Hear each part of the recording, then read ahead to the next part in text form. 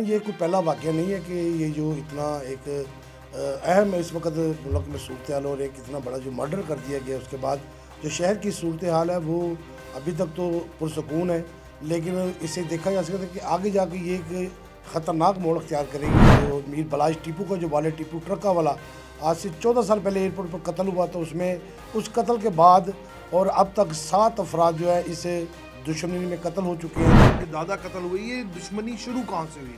ये जी इनकी जो दुश्मनी है ये बिल्ला ट्रका वाला से, जो मीर बलाज का जो दादा था बिल्ला ट्रका वाला के नाम से मशहूर था, वो हनीफा और बाबा दो ऐसे करैक्टर थे जिनको पुलिस ने पकड़ लिया और उनका ये कहना था कि हमें बिल्ला ट्रका वाला ने पकड़वाया। उनकी एक दुश्मनी का एक सिलसिला था, वो इलाका चुदराहट का सिलसिला था, एक बदमाशी का सिलसिला था, जिसमें उनका कहना है कि बिल्ला ट्रका वाले ने पकड़ाया।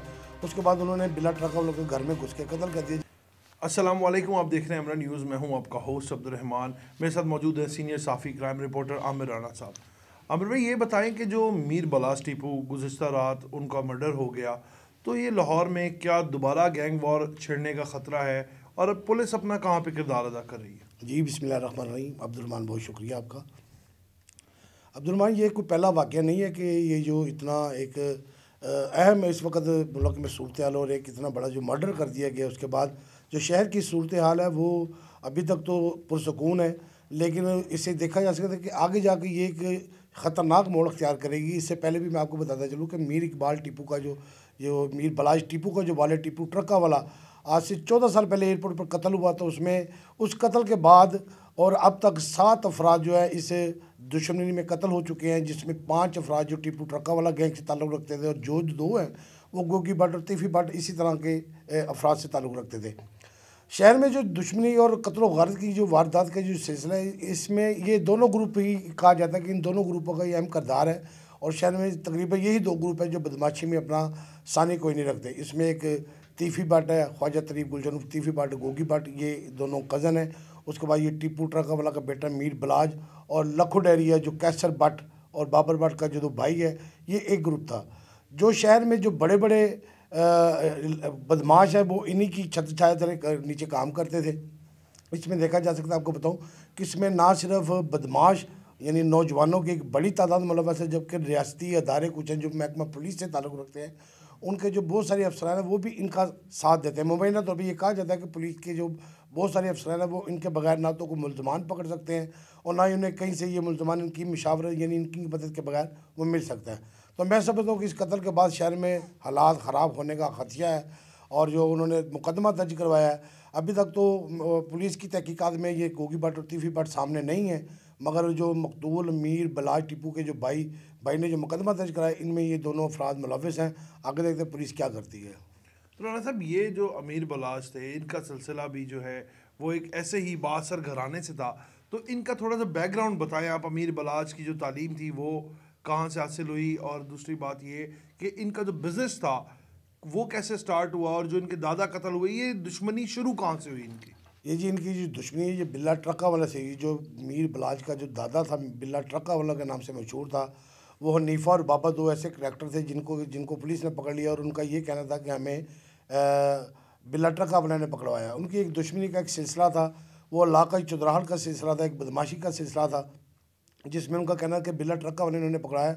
उसके बाद उन्होंने बिल्ला ट्रका वालों के घर में घुस के कत्ल कर दिया, जिसके बाद ये टीपू ट्रका वाला जिसका बेटा था आरफ अमीर टीपू ट्रका वाला, जो बिल्ला ट्रका वाला का बेटा था, तो उसने जब अपने बाप का ये विरासती कारोबार जो गुड्स ट्रांसपोर्ट का कारोबार था, उसके अलावा को बिल्डिंग है जिसके किराए थे और एक विरासत में उन्हें जो ये प्रॉपर्टी मिली थी, साथ ही उसकी दुश्मनी भी उन्हें मिली थी। लिहाजा उन्होंने आरफ अमीर टीपू ट्रका वाला ने अपने दुश्मनों को किसी न किसी तरीके से कत्ल करवाया। इसके साथ इसके भी बहुत सारे साथी जो है वो कत्ल हुए। इसके ऊपर 3 दफ़ा जो कातिलाना हमला हुआ, एक हमला ज़िला कचहरी के बाहर हुआ था जिसमें 5 गनमैन समेत ये ज़ख्मी हुए थे, 5 गनमैन जो वो हलाक हो गए थे। इसी तरह ये सिलसिला जो है चलता रहा और अब तक इस दुश्मनी में 50 से ज़्यादा अफराद जो है वो कत्ल हो चुके हैं। तो इसी तरह जब आरफ अमीर टीपू को एयरपोर्ट पर मारा, फिर बलाज जो बैरून मुल्क ज़ेर तालीम था कि आरफ अमीर टीपू ने अपनी तमाम तर दुश्मनियों से पीछे हटाकर बैरून मुल्क का जब वो कत्ल हुआ 14 साल पहले, तो ये बलाज टीपू वापस आया। इसलिए आते ही ना सिर्फ अपने बाप का जो कारोबार संभाला है, अपने ख़ानदानी जो सरपरस्ती ली है, इसके साथ साथ ये जो विरासत में मिलने वाली दुश्मनियाँ थी ये भी इसी के खाते में आई थी। आपको मैं बताता चलूँ कि आरफ अमीर टीपू को कत्ल करने वाला खुर्रम मिजाज इस वक्त शेखुपुरा जेल में बंद है। उसे 2 दफ़ा सज़ाए मौत का हुक्म हुआ था। उसने अपीलें करके वो अपनी जहाँ सज़ा ख़त्म कराई, उसे 25 साल की सज़ाए मौतों में कन्वर्ट कर दी गई, जिसकी भी उसने इस्लामाबाद में अपील दायर कर रखी है। और मज़े की बात बताऊँ कि जो मुलज़म जो इस वाक़े में मुलव्वस मुलज़म है उसका नाम मुज़फ़्फ़र है। वो शेखुपुरा गरीबाबाद का रहायशी है और उसने शादी की तकरीब में घुस के मीर बलाज टीपू को पीछे से फायरिंग करके 6 फायर जो है उसके ऊपर किए हैं, जिससे ज़्यादा खून बह जाने की वजह से उसकी जो हलाकत हुई है। मीर बलाज बुनियादी तौर पर एक शरीफ आदमी था, उसकी ज़ाती कोई दुश्मनी नहीं थी, मगर उसने किसी को किया, मगर 14 सालों के दौरान डायरेक्ट यानी किसी भी तरीके से उसके ऊपर कोई पर्चा उसके नाम पर नहीं था कि जिसमें उसने खुद इन्वॉल्व होकर वो मार धाड़ की हो या कोई ऐसा रियासती जो रिट है वो चैलेंज की हो। सियासी तौर पर भी वो मुख्तलिफ सियासी पार्टियों से वाबस्ता रहा है। लास्ट टाइम ये इसने जो लाहौर की जो बड़ी पार्टी है मुस्लिम लीग नून, उसमें शमूलियत का ऐलान किया, जबकि इनके मुखालफिन ने भी मुस्लिम लीग नून में शमूलियत इख्तियार की। ये भी एक चर्चे रहे हैं कि अब शायद इनकी सुलह हो जाए, मगर जो ये मुकदमा हुआ है इसमें मालूम नहीं कि क्या वजूहत है कि उन्होंने गोगी भट्ट और तीफी भट्ट का नाम दिया है। राना साहब, ये तमाम तर जो वाक़यात हैं ये तो हो रहे हैं लाहौर में, और अभी बड़े अरसे बाद कोई ऐसी बड़ी जो आप कहने एक थंब जिसको लाहौर का समझा जाता था बदमाशों का, वो कत्ल हुए हैं अमीर बलाज टीपू।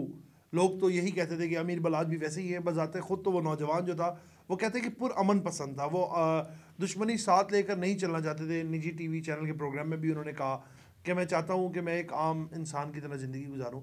इन सब वाक़यात में जो पंजाब पुलिस जिसको बहुत ही तेज़, समझदार और सही तौर पे जिसको पुलिस कहते हैं वो समझा जाता है, वो अपना किरदार कहाँ अदा कर रही है? देखिए अब्दुर्रहमान, पुलिस का किरदार मैं समझता हूँ कभी भी ठीक नहीं रहा। जहाँ पे वो ठीक रहा है वो बहुत कम लोग हैं जो ठीक किरदार अदा करते हैं, ज़्यादातर ये ख़राबी है। लाहौर की दुश्मनियाँ, मैं पहले आपको बता दूँ लाहौर की जो दुश्मनी है ये 3 कैटेगरी में है। एक है जो ख़ानदानी दुश्मनी है, यानी ताए चाचों की जो दुश्मनी है, जो विरासती यानी ज़मीन के ऊपर या जायदाद के ऊपर होती थी। दूसरी दुश्मनी थी वो कब्ज़ा और नार्को टैक्स यानी मनशियात की खरीदो फरोख्त वो होती थी। तीसरी जो दुश्मनी है चुदराहट की है। अंदरून शहर चुदराहट के मामले में सबसे ज़्यादा दुश्मनी है। जो लाहौर के देहाती इलाके हैं यानी काना चूंग और रायमंड की साइड है, यहाँ पर ख़ानदानी यानी विरासती जायद प्रॉपर्टी की दुश्मनी है। अदरवाइज़ दूसरे इलाकों में मनशियात या अपनी अना की दुश्मनी होती है। और इसके अलावा तो मेरे ख्याल से पुलिस ने अपना ऐसे किरदार अदा नहीं किया। इन 2 ख़ानदानों की दुश्मनी के हवाले से पुलिस का किरदार बहुत मुस्बत रहना चाहिए था। इनकी सुलह के लिए पुलिस को, रियासत को अपना किरदार अदा करना चाहिए था। मगर 25 साल से ये चलने वाली दुश्मनी अपने मंतकी अंजाम को, यानी एक ही ख़ानदान का पहले दादा कत्ल हुआ, फिर बाप कत्ल हुआ, अब पोतरा कत्ल हो चुका है। अब ये अंदरून शहर की ये दुश्मनियों का सिलसिला कैसे रुकेगा, कौन रोकेगा, ये इसमें हम कुछ नहीं कह सकते कि इसमें अहम किरदार किसने अदा करना है। बहुत शुक्रिया आपका राना साहब। जैसे कि मेरे साथ आमिर राना साहब मौजूद थे और उन्होंने बताया कि लाहौर की जो ख़ानदानी विरासती दुश्मनी है उसका सिलसिला कैसे चलता आ रहा था, और गुज़िश्ता रात एक ख़ूबसूरत नौजवान भी इसी विरासती दुश्मनी की भेंट चढ़ गया। अल्लाह पाक उनकी मग़फ़िरत करे और आगे हमारे मुल्क में, हमारे शहर में अमन व अमान की सूरत हाल भी बरकरार रहे। बाकी तो ये सब कुछ ज़िंदगी का हिस्सा है, लेकिन हम दुआ ही कर सकते हैं। इसी के साथ अपने मेज़बान को इजाज़त दें। आपसे फिर मुलाकात करेंगे हम लोग नए प्रोग्राम के साथ। तब तक के लिए अल्लाह ने के बाद।